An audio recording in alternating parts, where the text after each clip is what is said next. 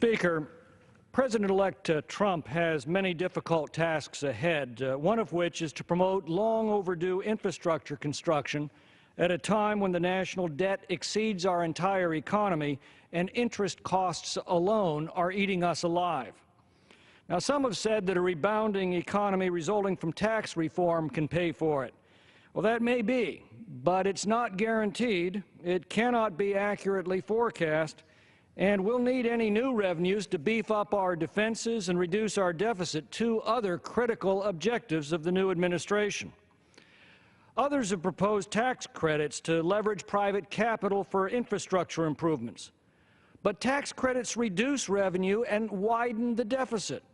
Worse, such public-private partnerships have proven a fertile breeding ground for corruption, crony capitalism, waste, and fraud.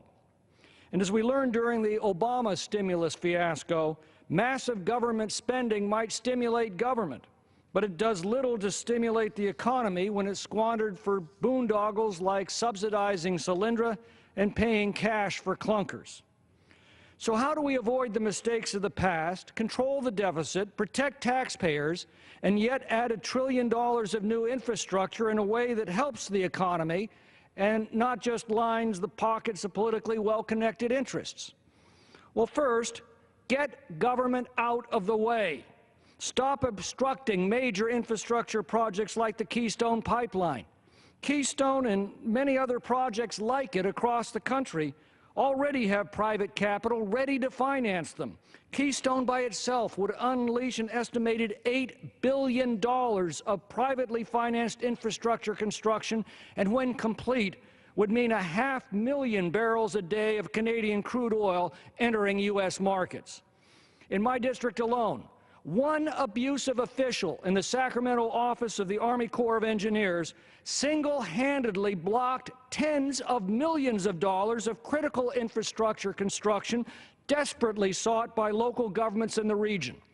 Multiply that across the country, and you can see how many infrastructure projects already are financed but cannot move forward because of federal obstructionism. Second, streamline radical regulations that have made many infrastructure projects cost prohibitive.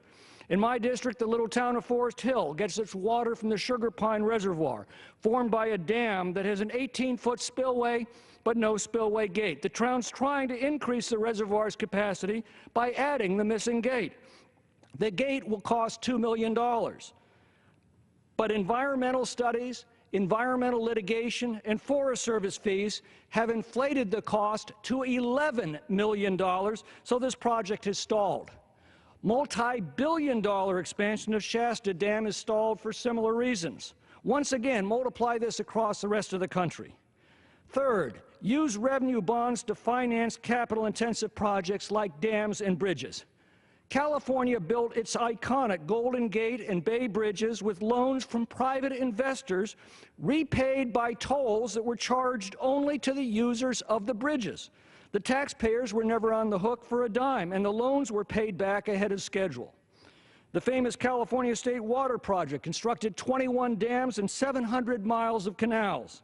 The revenue bonds and self-liquidating general obligation bonds that financed it were paid back not by general taxpayers, but by the users of the water and power. Fourth, restore the integrity of our Highway Trust Fund. We built the modern interstate system with the federal excise tax paid by highway users at the gas pump. The more you drove, the more you paid for the roads you were using.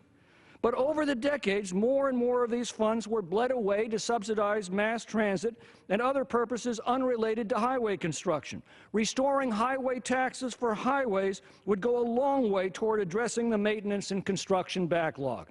Fifth, repeal the outdated Davis-Bacon Act that requires federal projects to pay grossly inflated wages.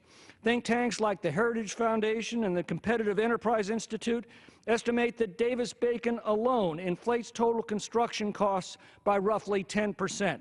That means just repealing this single act would add one new project for every 10 existing ones at no additional cost. These are just a few of the ways that massive infrastructure projects can be financed at zero cost to general taxpayers. And because these reforms are actually directed at projects for which there's a demonstrated economic need, political favoritism and corruption inherent in government-directed programs can be greatly reduced. Mr. Speaker, freedom works, and it's time that we put it and America back to work. Yield back. The gentleman yields back. The chair.